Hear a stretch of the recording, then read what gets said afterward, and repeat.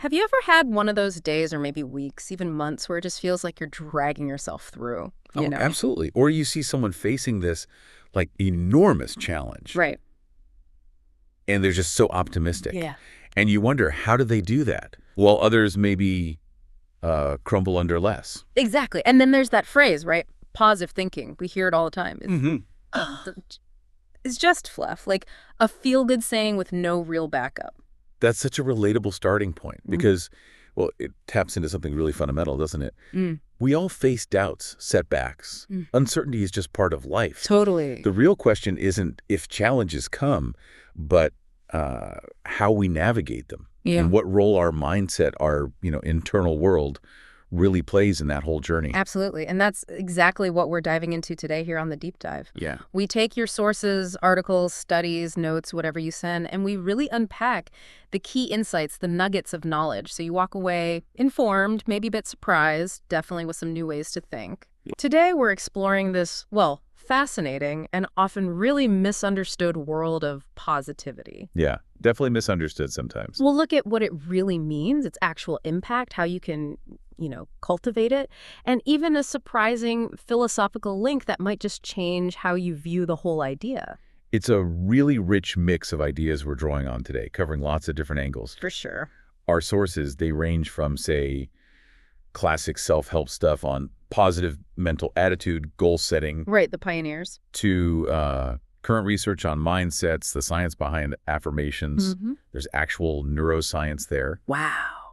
And we even get into some philosophy, Stoicism, and this other thing called Positivism, which is different. Okay. So this deep dive is really designed to help you navigate all that, pull out the most valuable bits, and get a clear, well-rounded perspective. So our mission today is pretty clear then. We want to explore all these different sides of positivity.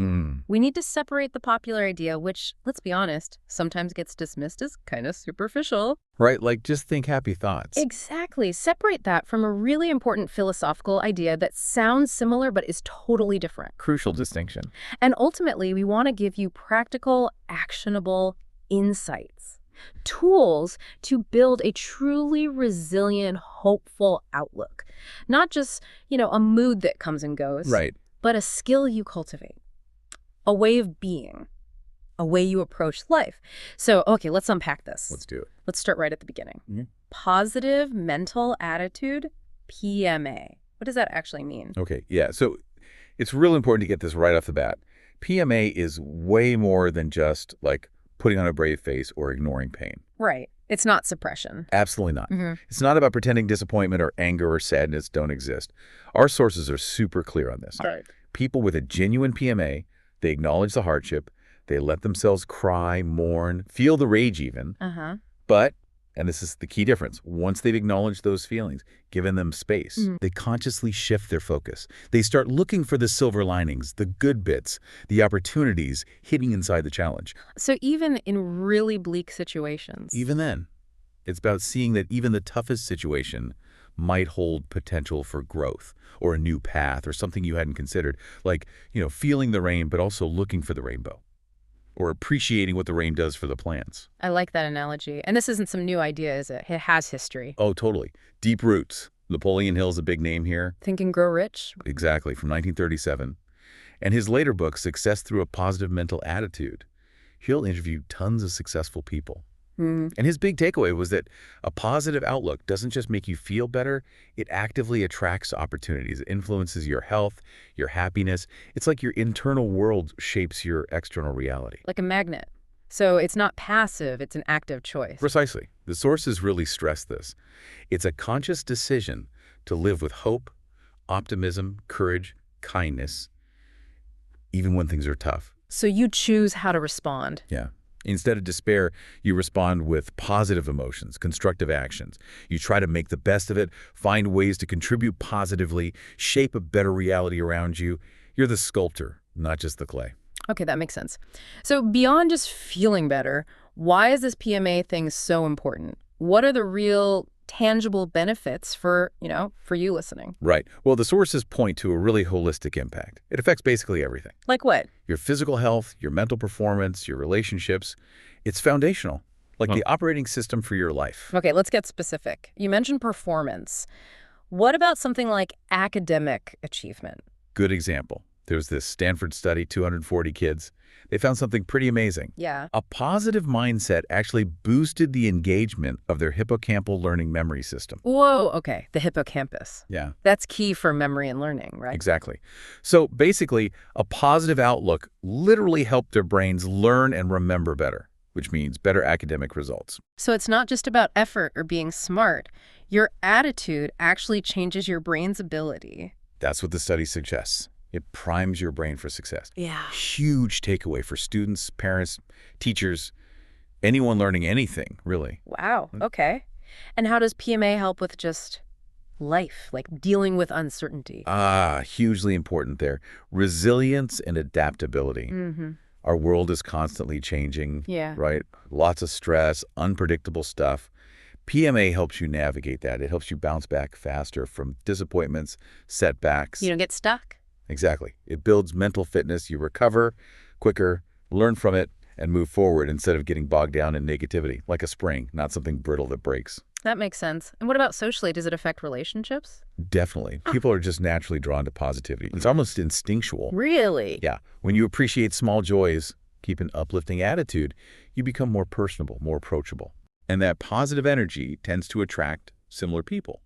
So you build rapport faster, form stronger, more fulfilling relationships. It's like a positive feedback loop. Okay, interesting. And you mentioned physical health earlier. That seems like a big claim. It might seem surprising, but the research is pretty consistent. Studies link PMA to things like reduced risk of cardiovascular problems, Wow. a stronger immune response, even better pain management. Seriously. These are measurable physical benefits. It suggests a powerful mind-body connection. Your outlook can literally impact your body's ability to stay healthy and heal, contributing to a longer, better life. Okay, so PMA is clearly important. What does it actually look like? What are the key traits? Our sources point to 5 main ones. First up is resilience. Okay, bouncing back. It's more than just bouncing back. It's bouncing back faster and even thriving despite the difficulties. Not just surviving, but growing stronger, like that tree bending in the storm. Gotcha. What's next? Courage. Often fear of failure holds us back, right? Big time. People with a positive attitude, they don't get paralyzed by that. They embrace calculated risks. They see failure as a learning opportunity, not an endpoint. So failure is just data. Pretty much. Feedback for the next try. It reframes the whole idea of setbacks. Okay. Optimism. This is kind of the core pillar. Right. It means actively challenging negative thoughts, reframing them. And the research backs this up. Big-time links to better health, even survival rates in serious illness. He's not just wishful thinking then. No, it's a powerful internal resource. An optimist sees a closed door and looks for a window, or thinks about building a new door. Nice. What else? Fourth is gratitude. Sounds simple, but it's powerful. Just being thankful. Intentionally appreciating the small stuff. A good meal, a walk, the sound of rain. Celebrating everyday moments fosters happiness and health. It shifts focus from lack to abundance. Choosing appreciation over complaint. I like that. And finally, number 5 is acceptance. Acceptance. How does that fit with positivity? Well, PMA isn't magic. Bad things still happen. Unfair things happen. True. Acceptance means facing those situations without judgment or resistance. Instead of getting stuck on, it's not fair, you calmly assess, find the best path forward, and move on. So you acknowledge reality, then act constructively. Exactly. It's about clear-eyed action, not fighting reality. Okay, this makes a lot of sense. Now let's shift gears a bit to something foundational. Fixed versus growth mindset. Carol Dweck's work. Yes, this is huge. A really transformative framework. How so? Think of a fixed mindset like a closed door.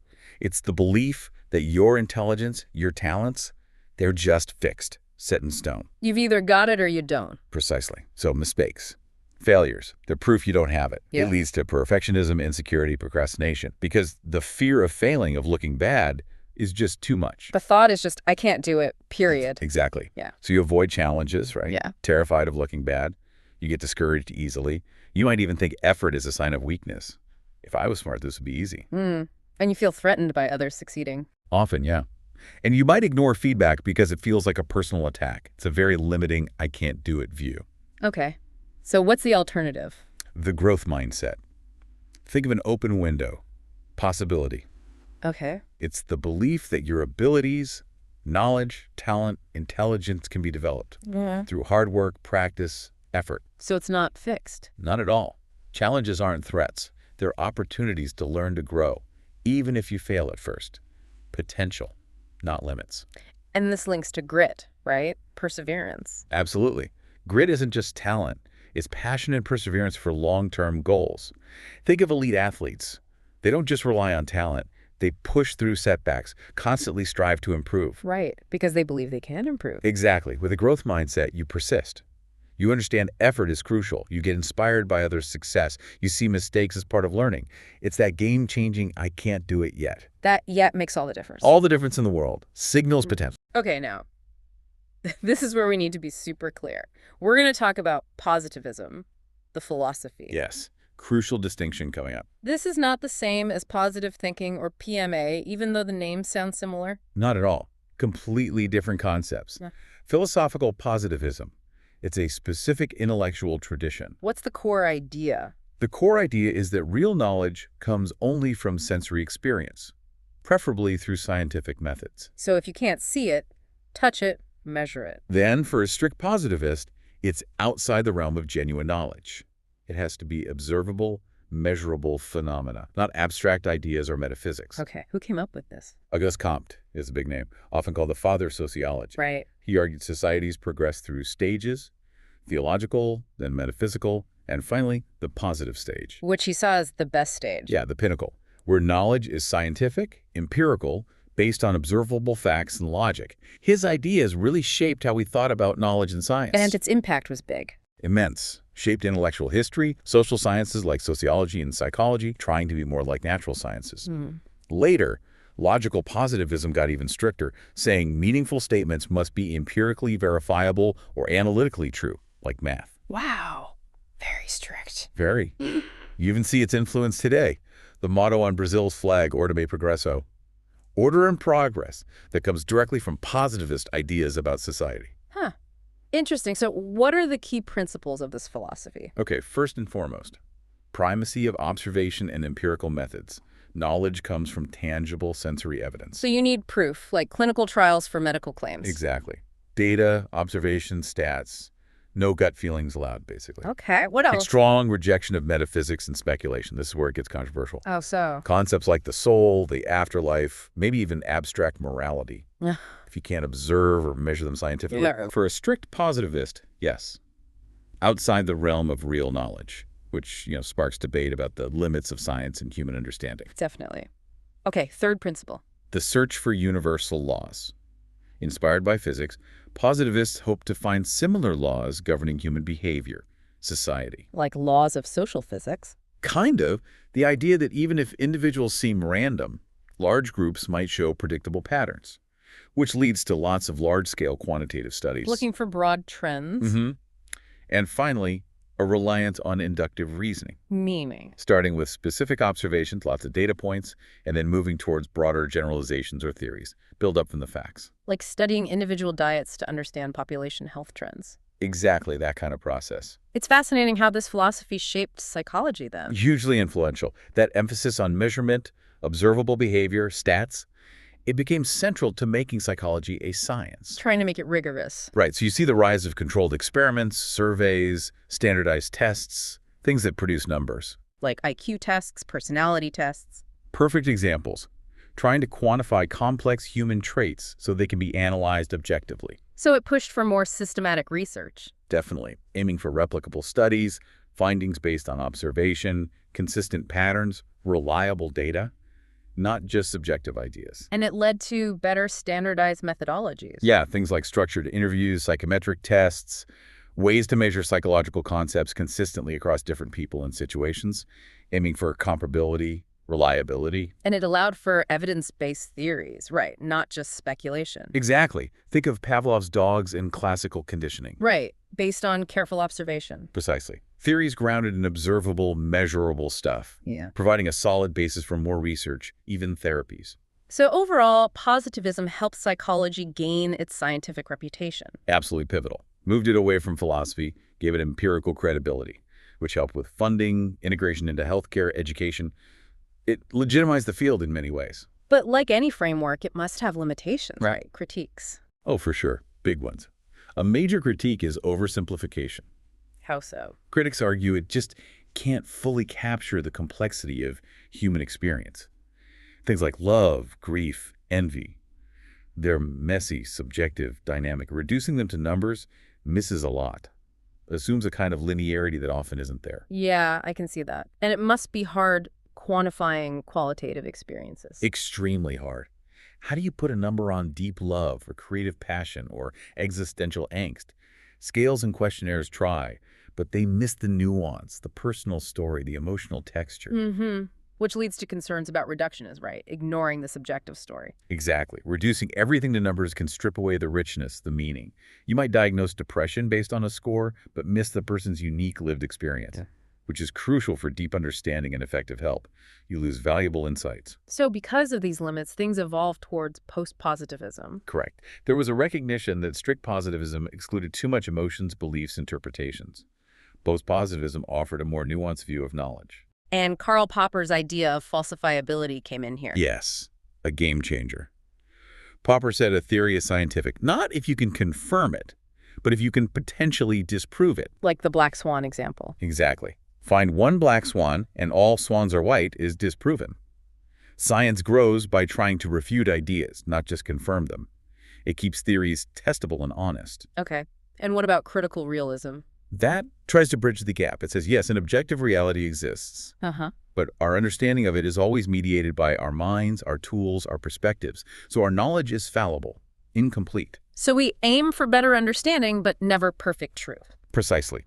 Continually refining our view, knowing it's shaped by how we look. Which means knowledge is fallible and theory-laden. Yes. It rejects the certainty of pure positivism.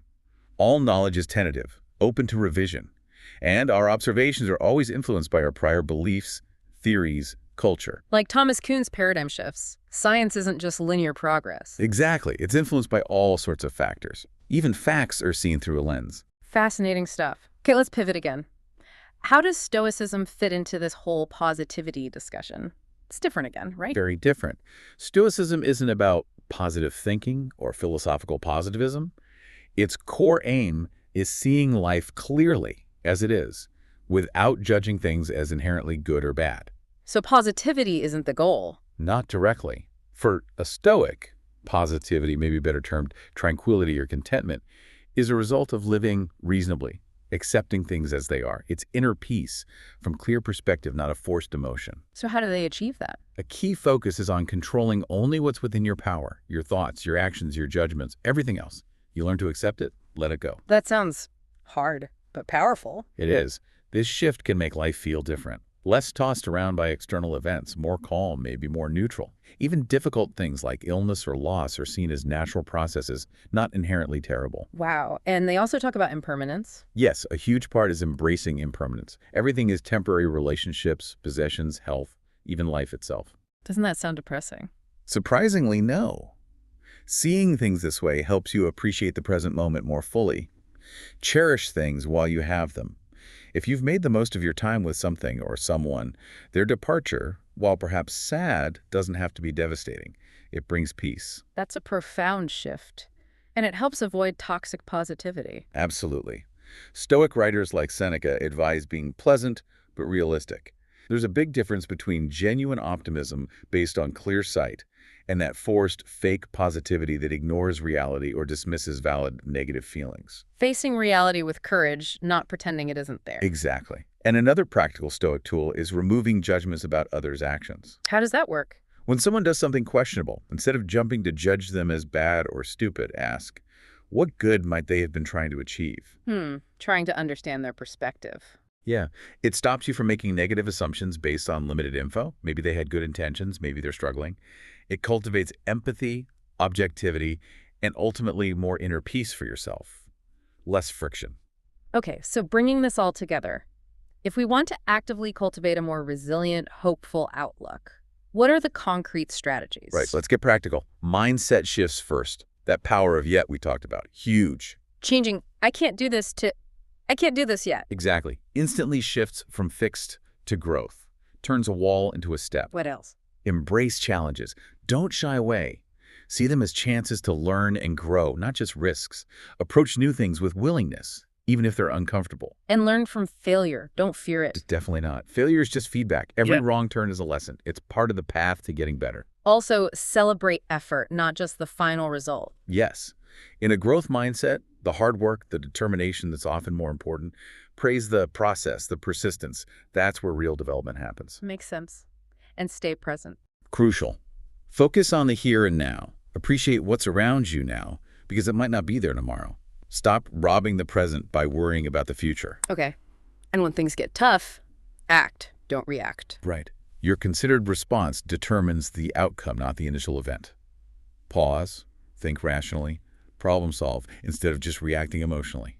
Puts you in control. What about negative feelings? Should we just push them away? No, absolutely not. Harness negativity.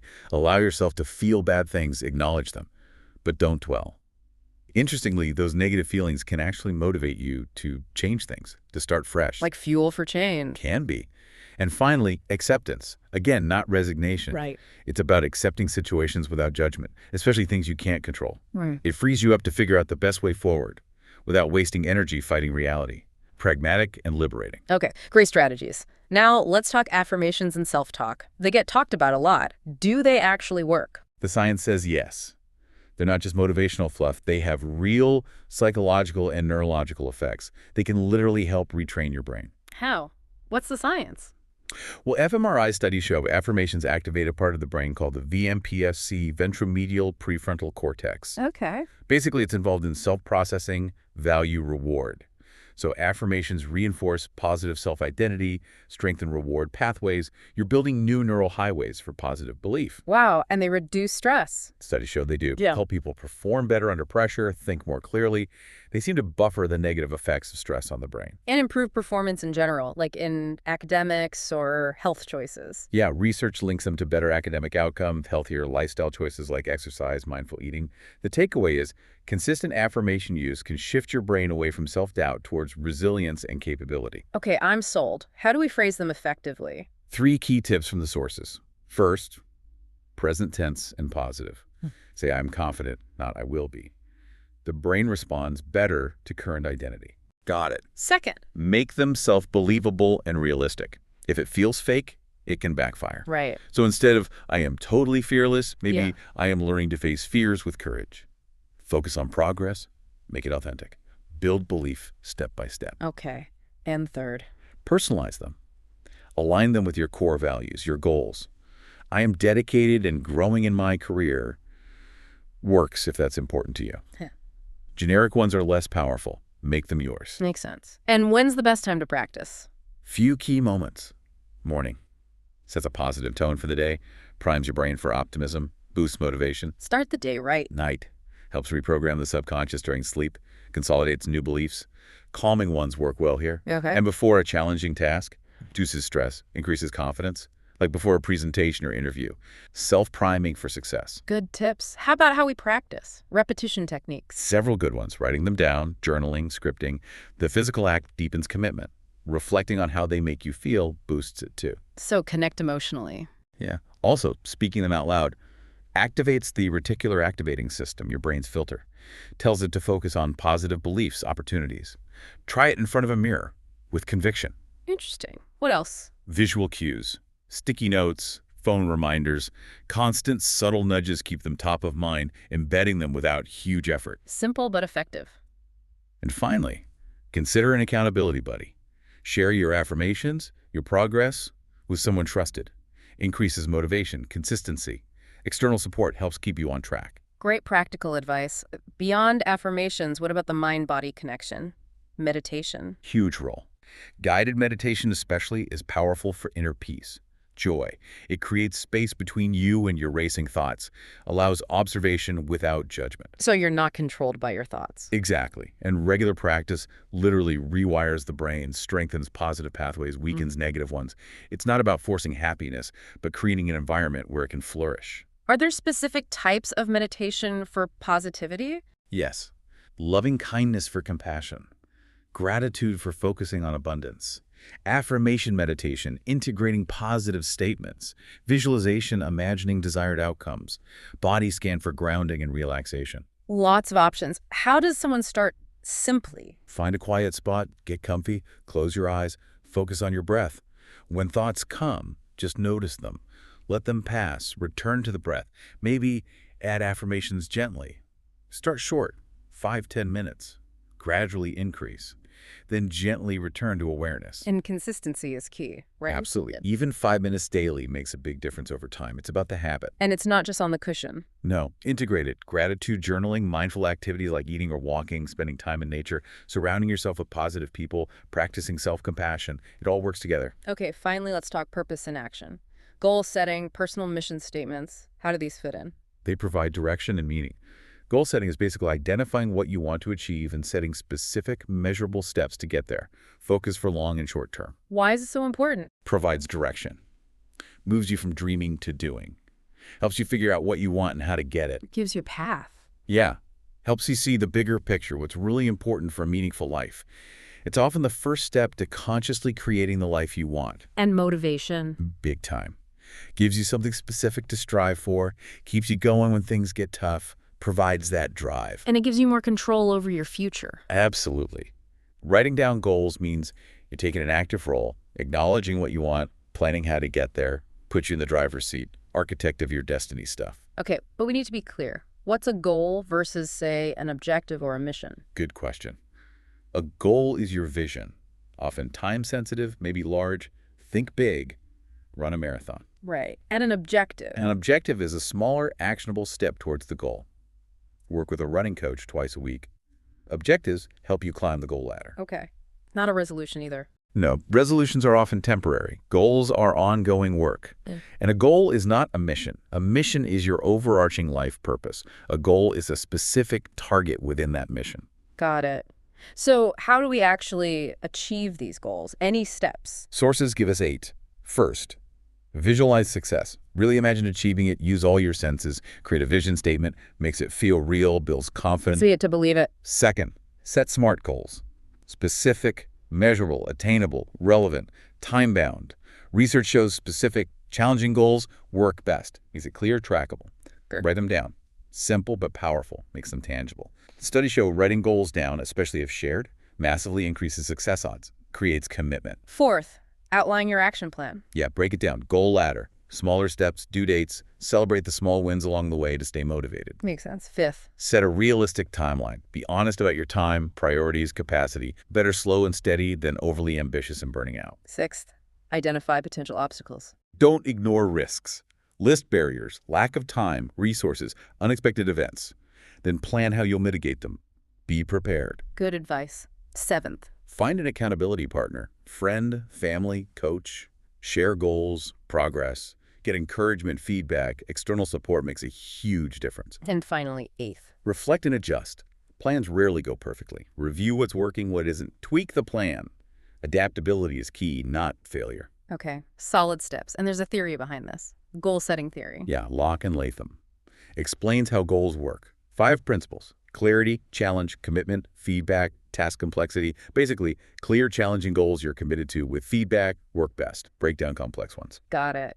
And tying this all together, the personal mission statement. Yes, your guiding star. Yeah. Written declaration, usually 1 sentence, clarifying your unique purpose, your direction, what you do, and how. And the difference from a goal again. Goal can be completed. Mission is always in progress. It's your life's work, something you dedicate yourself to. Write a book is a goal. Illuminate human experience through stories is a mission. Why is having one important? Clarifies your values. Acts as a map, what to say yes to, what to say no to. Guides your activities, aligns actions with purpose, gives life meaning. How do we create one? Any exercise? 3 steps. 1, identify connections. Reflect on what you deeply care about: topics, causes, issues. What impact do you want? What stirs your soul? Okay. 2. Uncover unique gifts. Be honest about your talents, skills, traits. What energizes you?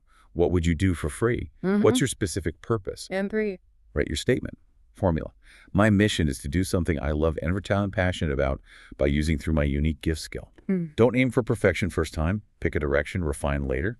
Start the journey. Wow, what a journey we've covered today. From PMA and growth mindset to the specifics of philosophical positivism, the wisdom of Stoicism. Yeah, quite a range. And then all the practical tools, affirmations, meditation, goals, mission statements. A really comprehensive look at building that resilient outlook. Absolutely. And the key takeaway, I think, for you listening, true positivity isn't about ignoring the hard stuff or faking it. Not at all. It's a conscious choice, a skill you build, engaging realistically with the world. Exactly. Understanding what's in your control, learning from everything, building resilience from clear perspective and consistent practice. It's a way of being. So as you think about all this, here's a final thought to chew on. Ooh, okay. If knowledge is fallible, theory-laden, like post-positivism suggests, then our understanding of positivity itself is always evolving. Interesting point. What new insights might emerge when we blend rigorous science with deep subjective experience and timeless wisdom like Stoicism, and maybe more personally? How might your own theory of positivity change and grow as you actually practice these things in your life? What kind of well-being could that build?